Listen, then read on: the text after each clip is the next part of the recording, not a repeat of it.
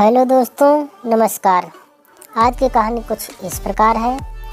श्रावण माह में पंचमी के दिन नाग पंचमी का त्यौहार आता है। इस दिन नाग पूजा की जाती है। इसे गरुड़ पंचमी भी कहते हैं। इस त्यौहार वाले दिन खेतों में हल चलाना, सब्जी काटना आदि कार्य नहीं किए जाते। इसके पीछे एक कथा है।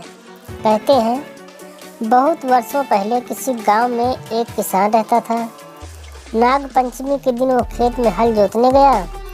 कुछ देर काम करने के बाद वो आराम करने बैठ गया। उसका 8 वर्ष का पुत्र भी वहीं आ पहुंचा। दोनों पिता पुत्र बातें करने लगे। किसान ने हल उठाया और काम करने लगा। पुत्र की मीठी और तोतली बातों में वो इस कदर खो गया, उसे सांप की बांबी भी दिखाई नहीं दी। उसकी लापरवाही के कारण सांप के छोटे छोटे बच्चे हल की नोक से कुचले गए। थोड़ी देर बाद सांप वापस आया तो वो अपने मरे हुए बच्चों को देखकर फुफकारने लगा। पास ही हल पड़ा हुआ था। हल की नोक पर लगे खून के कारण उसने हत्यारे को पहचान लिया। किसान और उसका पुत्र सांप के काटने से मारे गए। इस पर भी सांप का क्रोध नहीं शांत हुआ। वो किसान के घर पहुंचा। किसान की पत्नी नाग देवता की पूजा में मग्न थी। सांप ने सोचा कि पूजा समाप्त होने पर वो उसे काटेगा। पास ही पूजा की भोग सामग्री पड़ी थी। भूखे सांप ने वो सारा दूध पी लिया।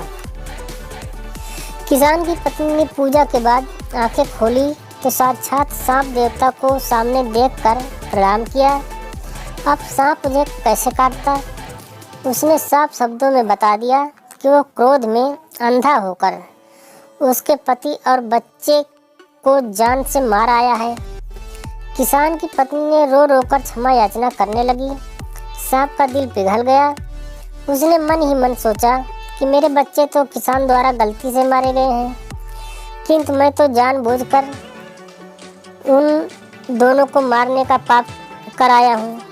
उसने किसान की पत्नी से कहा, शीघ्र चलो, मैं तुम्हारे पति और पुत्र का सारा विष चूस कर उन्हें जीवित कर देता हूँ।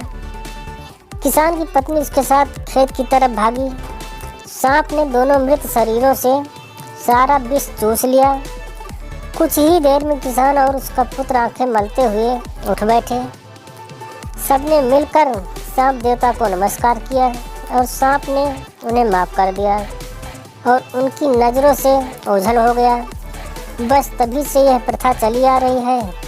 दोस्तों, यह लोक कथा हमें संदेश देती है कि जो भी काम करो पूरा ध्यान लगाकर करो। जरा सी लापरवाही भी बड़ी दुर्घटना का कारण बन सकती है। दोस्तों, आज की कहानी यहीं पर समाप्त होती है।